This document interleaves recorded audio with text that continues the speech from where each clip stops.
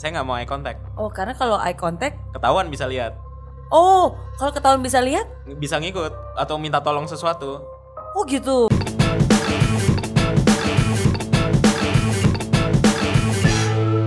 Eits, tunggu dulu. Sebelum nonton video lengkapnya, jangan lupa untuk subscribe ya dan klik link di bawah ini. Jangan lupa juga untuk klik tombol loncengnya. Oke? Terima kasih. Selamat menonton. Dari awalnya penulis di IDN Times, terus sampai akhirnya sekarang juga Sekarang editor. Editor Untuk di IDN Times dan duniaku.com. Oh, Sorry kaget. Tak kaget ya. Jadi saya sekarang editor di IDN Times dan duniaku.com. Oke. Duniaku.com itu membahas tentang Itu geek culture. Jadi ada anime, film, game. oh, oke. Bukan dunia yang lain. Bukan dunia yang lain ya.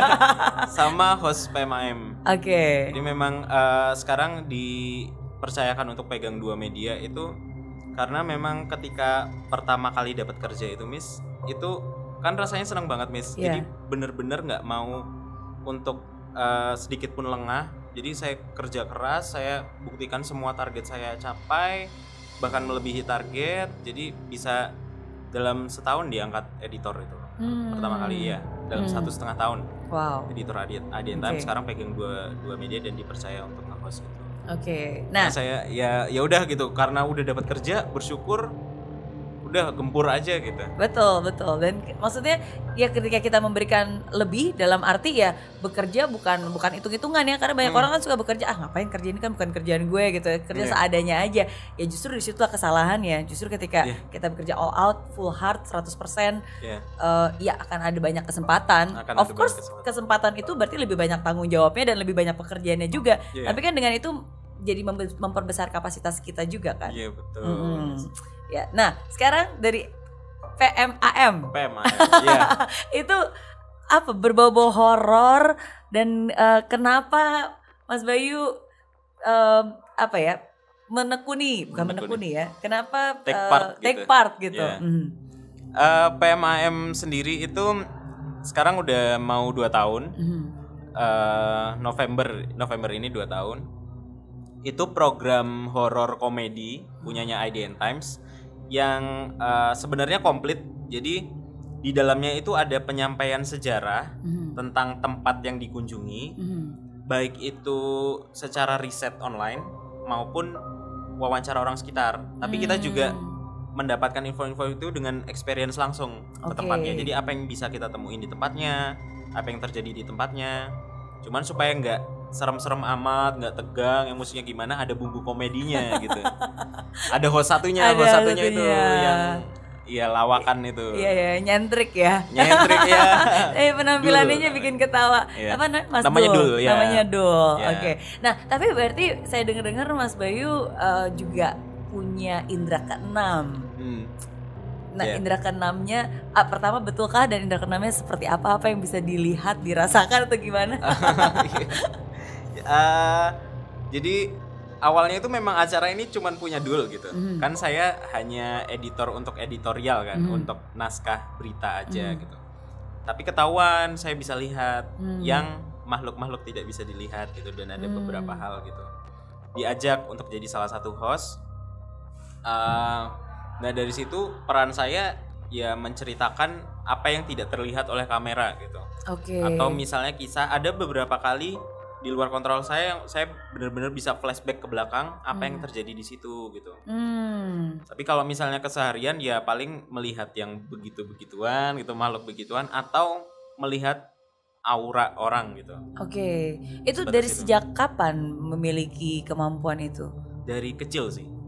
Dari kecil, dan baru sadar waktu harus pisah kamar dari orang tua. Jadi ketika saya harus pisah kamar tidur sendiri, kok ini apa gitu, ini orang-orang yang tidak seharusnya di kamar saya. Jadi saya sering ngetok mengganggu orang tua saya, itu siapa gitu. Iya gitu. Jadi nah dari situ akhirnya diajarkan untuk berdoa, dihafalkan gitu. Akhirnya biasa. Makhluknya tetap ada tapi udah lebih terbiasa aman lah gitu. Merasa lebih aman. Dari sejak kecil berarti bisa merasakan hal itu. Dan itu selalu ada atau kapan-kapan aja ada? Maksudnya setiap kali kayak misalnya Mas Bayu kemanapun juga itu selalu ada dan bisa melihat, atau di saat-saat momen tertentu di mana Mas Bayu pengen lihat, yaudah kita ganti mode dah, ganti channel, itu gimana? Apa itu selalu ada dan nggak bisa dikendalikan? Selalu ada dan nggak bisa dikendalikan, jadi sekarang jatuhnya dibiasakan. Oh. Gitu. Jadi ya kayak misalnya biasa seperti ini ya udah kayak orang lewat-lewat aja di mall gitu, di pasar. Tapi bisa kelihatan beda yang mana yang asli, yang mana yang nggak kelihatan. Bisa, karena saya juga bisa ngelihat aura itu. Oke. Auranya berbeda soalnya. Itu kayak tembus pandang gitu nggak sih? Saya nggak pernah lihat dan saya juga nggak mau lihat. Jangan amit ya. Jadi beda dong. Maksudnya kalau misalnya ada orang sebelahan, dia tahu yang mana. Maksudnya bisa beda yang mana manusia, yang mana yang sebenarnya bukan. Iya. Gitu ya. Oke. bisa diaji. Tapi mereka nggak ganggu kan? Maksudnya cuma ada aja. Ada, tergantung di tempatnya. Kalau misalnya tempatnya aktif manusia seperti ini, maksudnya aktif, orang-orangnya aktif gitu, ya mereka nggak ganggu selama mereka tidak diusik gitu, atau tempatnya tidak digunakan untuk hal-hal yang tidak betul gitu. Kecuali kalau kita mainnya ke tempat angker, otomatis mereka ganggu. Iya, karena itu rumahnya mereka mungkin ya. Kita masuk ke rumah mereka kan, ya kayak gitu. Oke. Wow. Oke. Berarti apa ya? Itu sesuatu yang dari sejak kecil sampai sekarang. Berarti sekarang Mas Bayu umur berapa? Sekarang 28. Berarti sudah lebih terbiasa berarti. Udah terbiasa. Oke. Bisa berkomunikasi nggak sih dengan mereka? Saya cuman berkomunikasi ketika syuting PMAM. Jadi di luar itu saya menghindari untuk komunikasi. Karena penting untuk mengetahui sejarah tempat itu. Jadi saya berani untuk komunikasi. Lagi pula di kru kami itu ada paranormal. Biasanya kalau syuting ke tempat angker, kita ngajak 2 paranormal gitu. Jadi bisa ngebantu untuk ketika ada risiko sesuatu gitu. Dan jadi mereka bisa menceritakan, bisa diajak komunikasi gitu ya. Risikonya ketika kita terlalu dalam untuk ngajak komunikasi mereka bisa minta bantuan dan bisa ngikut kita gitu. Jadi itu yang dihindari, makanya saya menghindari banget untuk komunikasi. Bahkan ketika misalnya saya melihat nih, misalnya Miss Mary itunya gitu, saya nggak mau eye contact. Jadi itu ada, tapi saya tahu Miss Mary ada di situ, tapi saya nggak mau eye contact. Karena kalau eye contact ketahuan bisa lihat. Kalau ketahuan bisa lihat? Bisa ngikut atau minta tolong sesuatu. Gitu. Ya.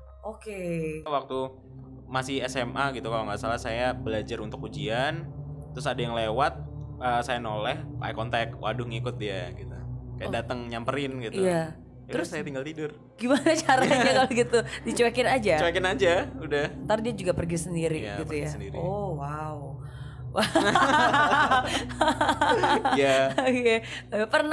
Pernah menjadi, pernahkah hal ini menjadi sebuah keparnoan atau ketakutan tersendiri? Parno sejujurnya sampai sekarang sebenarnya parno. Jadi sampai sekarang itu saya menghindari untuk tidur membelakangi tembok. Jadi saya selalu tidurnya harus ngadap tembok supaya ketika misalnya ada sesuatu ya saya siap aja gitu. Karena kalau saya misalnya menghadap tembok dan tiba-tiba misalnya saya balik dan tiba-tiba dikagetin, nggak suka. Saya nggak suka dikagetin nggak istilahnya. Gitu mereka bisa ngagetin kita? Bisa kayak gitu.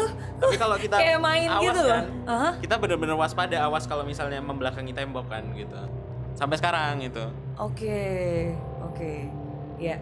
Nah, jadi sebagai orang awam nih yang nggak bisa ngeliat apa-apa, adakah hal-hal yang harus kita lakukan supaya kita tidak mengusik mereka? Hal apa yang sebenarnya kan buat kita sebenarnya aman-aman aja dong.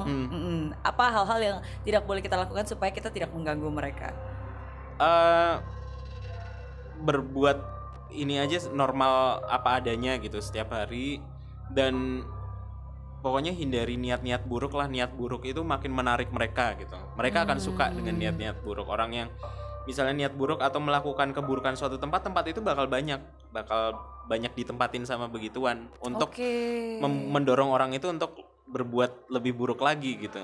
Bisikan-bisikan dari mereka itu gitu. Iya.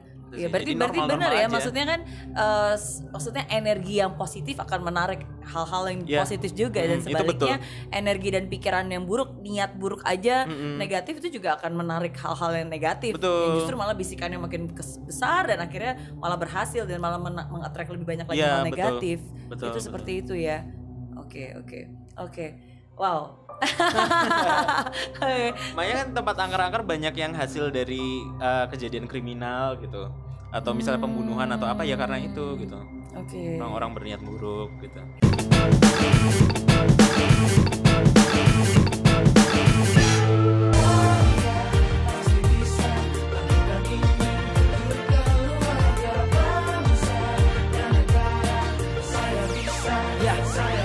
Laksana bumi tanpa hujan, hidup tanpa tujuan, kering dan mati tanpa hijaunya tumbuhan.